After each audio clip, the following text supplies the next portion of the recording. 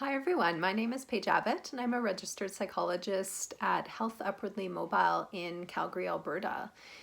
A question that came up over the last week is what is self-care? And I thought it was actually a really great question because I think that's something as therapists that many of us healthcare providers take for granted. Meaning that we take for granted that people know what's meant when we talk about the term self care.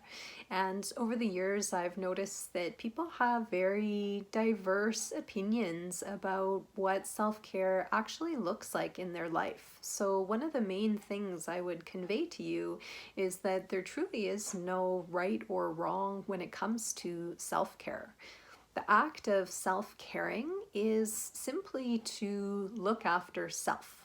Now, that's a simple definition. Obviously, the actions surrounding self care can be a lot more challenging, and also just taking that time to look after self. Especially when addiction and mental health issues are in the mix, there's so much shame, there's so much self doubt, self esteem can be so low that the thought of investing time and energy and resources in looking after the self is so counterintuitive to the way that the brain has been programmed to operate for so long.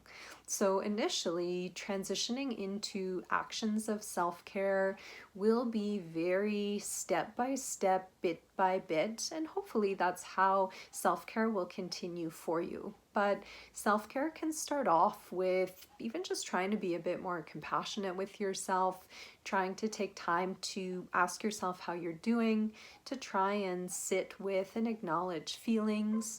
Self-care can also involve, doing actions like trimming your toes, painting your toenails, getting things done that you wouldn't otherwise get done to look after yourself physically.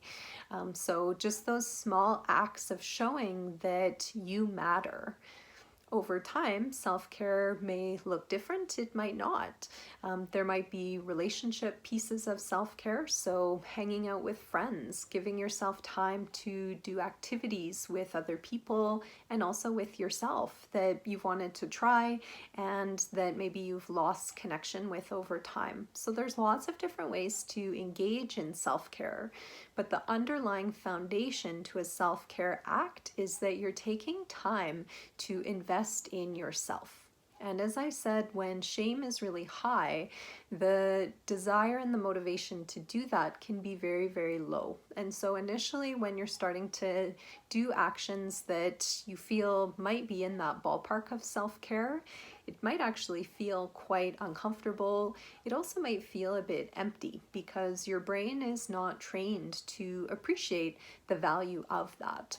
I would say stick with it. So keep doing things that you're interested in doing, maybe that you've heard from other people or that you've been recommended to do, just so that you can build that momentum of relationship with self. Because as that relationship with self builds, that is going to make it more comfortable to take that time and that energy to self care. But self care comes from a place of love. If the love isn't there, that's okay, but hopefully you will take time to engage in some actions that you feel are in that realm of self care, or again, that you've seen or heard about that you feel would be part of that. So I hope that you all will take this time now when we are being limited in some of our activities to be able to sit with self a little bit more and to reflect on that question. What does self care look like for me? What does it mean to invest in that relationship with self? And what does that look like for me currently? So I wish you all the best in that ongoing journey of self care to build that relationship with self and to build that self love because you are worth it.